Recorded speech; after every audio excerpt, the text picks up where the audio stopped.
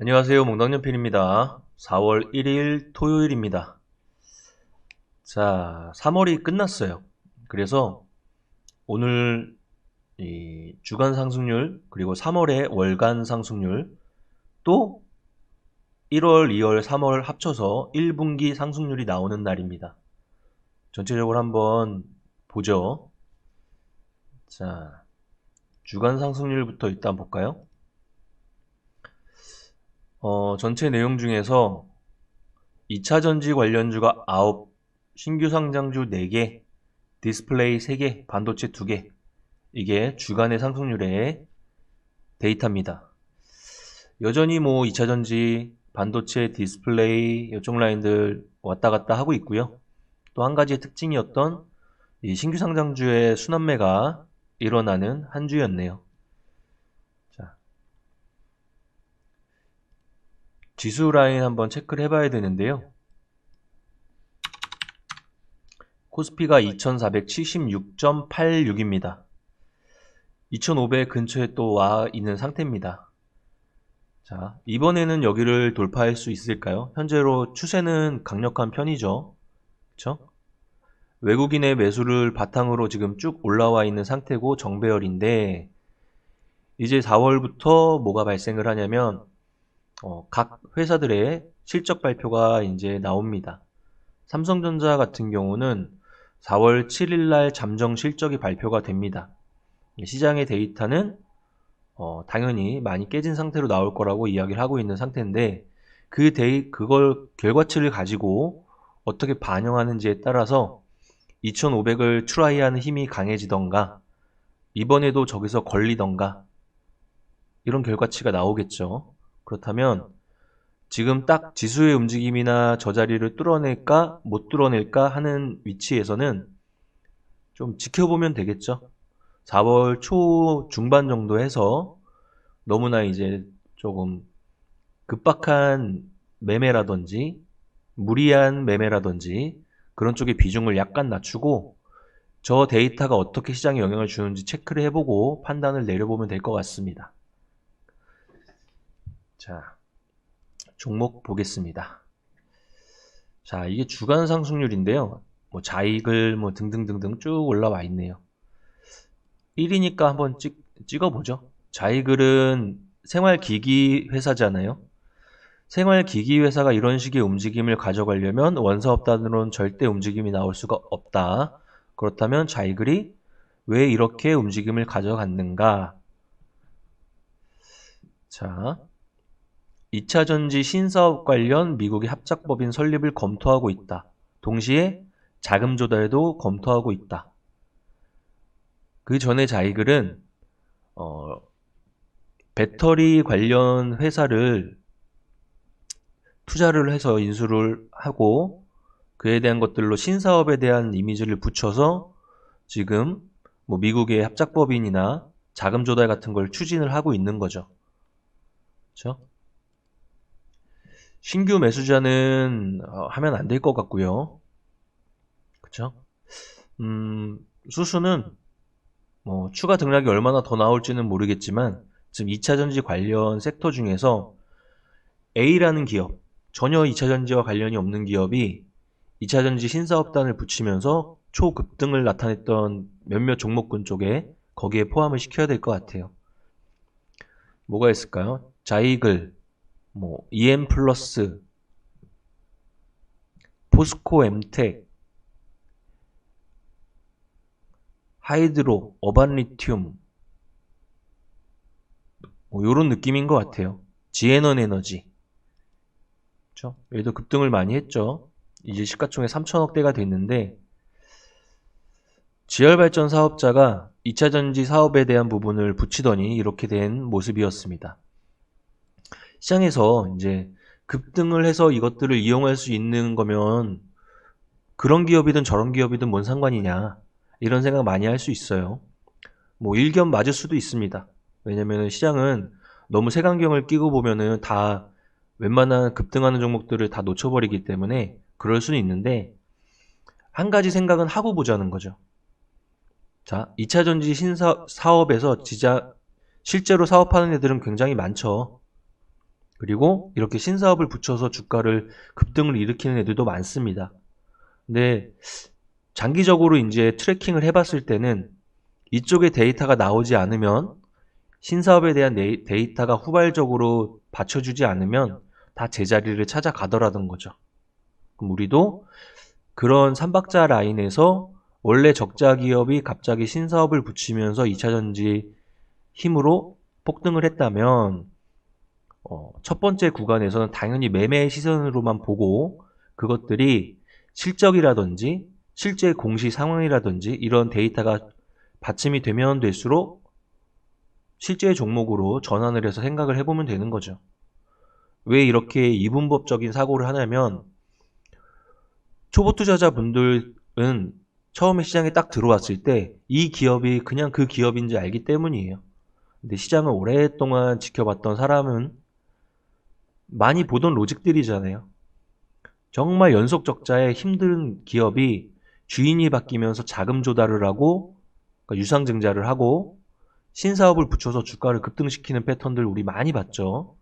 그런 것들은 딱 매매 시선으로 접근을 해서 움직이다가 차트상의 움직임이라든지 아니면 분기 실적이 발표하는데 여전히 그에 대한 매출 부분이 나오지 않는다든지 그리고 추가적으로 그런 회사에 대한 부분들이 이 원래 사업단의 매출 구조상에서 너무 미미하다든지 이런 여러 가지 요인들을 체크하면서 이 종목은 첫 번째 우리가 그 로직으로 바라봐야 되는 게 맞았네. 이 종목은 그렇게 바라봤는데 실제 사업을 하네. 이렇게 가려갈 수 있는 거죠. 자, 또 뭐가 있을까요? 미래반도체입니다. 일단은 신규 상장주 반도체 로직이 걸리면서 급등을 했습니다. 신규 상장주는 한 텀 정도는 항상 이렇게 매매를 빈번히 할 수 있는 구간이 오긴 하는 것 같아요. 그리고 그 당시에 시장을 이끌어가는 업종이나 테마단에 속한 애들이 조금 더 탄력성을 가져가는 게 맞죠. 이번에는 그게 2차전지라든지 반도체 쪽에 포함된 신규 상장주에서 많이 발생을 했는데요. 이 역시 신규 상장주의 가장 큰 맹점은 신규 상장을 하기 위해서 재무제표가 굉장히 아름답게 만들어진 상태에서 많은 값을 받으려고 그 상태로 올라오는 상장을 하는 패턴들입니다. 그러면 신규 상장주 플러스 반도체, 신규 상장주 플러스 2차 전지 이렇게 우리가 로직을 짜서 접근했던 매매법들을 조금씩 지금은 이제 보유자 입장에서는 분할 매도를 천천히 해주는 게 맞지 않을까 좀 생각을 해보고 있어요. 기계적으로 하는 사람들은 5에서 10%를 따닥따닥 파는 거고요. 추세적으로 끝까지 확인하고 싶은 사람들은 추세가 완연히 꺾인 걸 확인하고 팔겠죠. 근데 절충하면 따박따박 파는 게 중간 정도의 완전히 윗꼬리도 못 팔고 완전히 아래에서도 파는 게 아닌 그런 평균적인 승률을 가져갈 수 있는 방법인 것 같아요. 신규 상장주 보유자들은 매매 로직으로 일부 물량들을 천천히 조금씩 실현을 하는 패턴으로 한번 대응을 해보자. 그 다음 야스 디스플레이 라인이네요. LG 디스플레이입니다. 자, 보세요.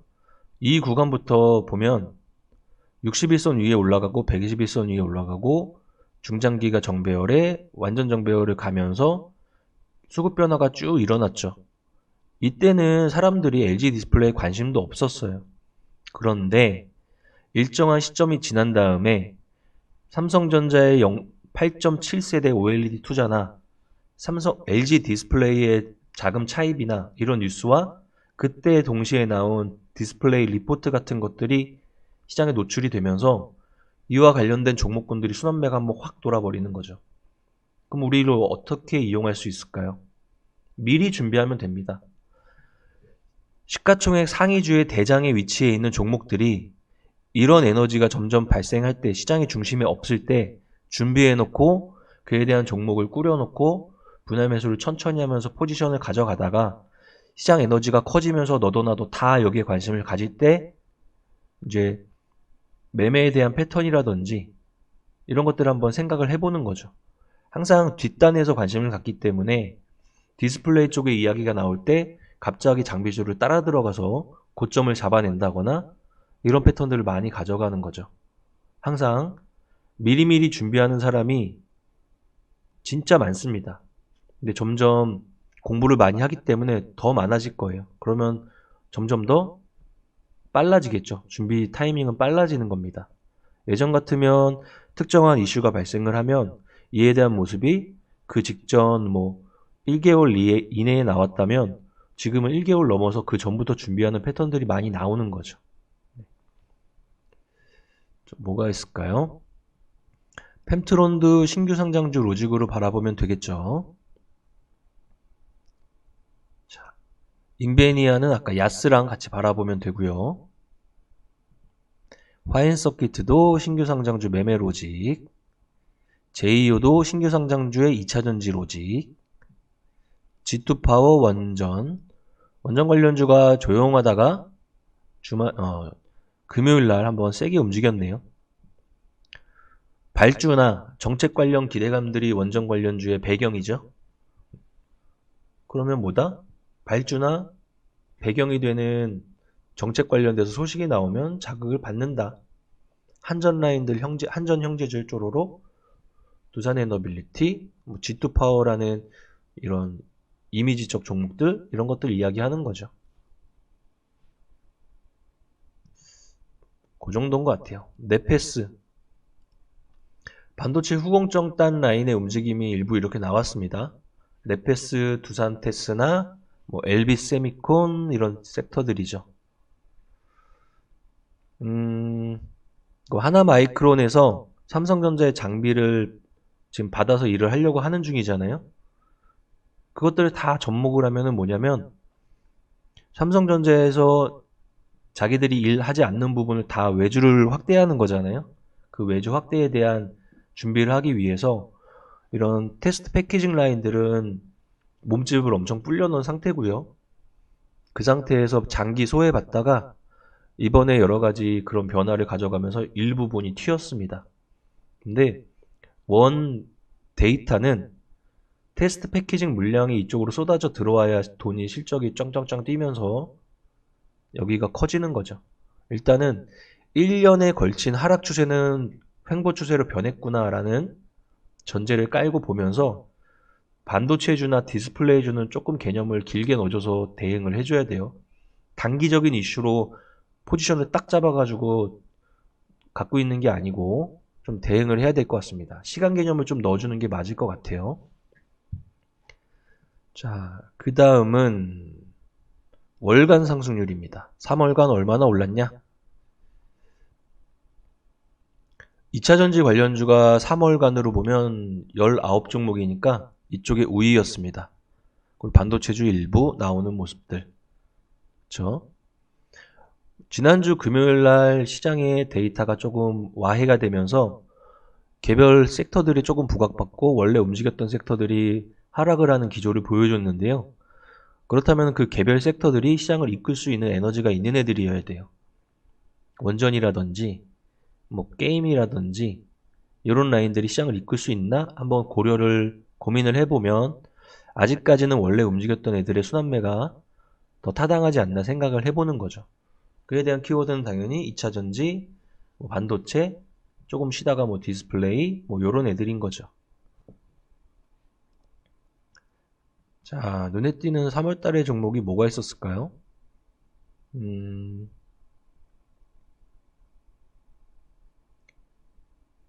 자, 뭐가 있을까요? 전체적으로 2차전지 라인들이 많기 때문에 2차전지 라인 중에서 가장 탄력성이 크게 움직였던 애들의 공통점을 찾아내면 될 것 같아요. 사마 알미늄이나 TCC 스틸 그런 애들을 이야기하면 될 것 같습니다. 원래 돈 잘 벌고 있죠. 알루미늄박 사업부에 대한 성장을 위해서 증설을 선택했죠. 시장은 그 증설에 대해서 아주 좋게 반응을 보여줬죠. TCC 스틸 니켈 도금 강판 증설을 진행하죠. 이쪽이 커지니까요. 배터리 케이스 소재에 대한 부분이 커지니까 증설을 하니까 시장에서 많이 알아줬죠.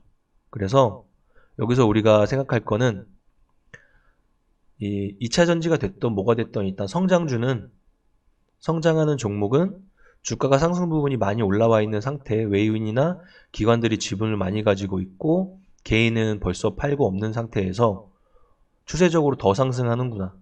근데 그때의 요인이 저런 식으로 증설 로직이 들어갔을 땐 전고점도 벗겨내면서 쫙쫙쫙 올라가는 패턴을 보이는구나.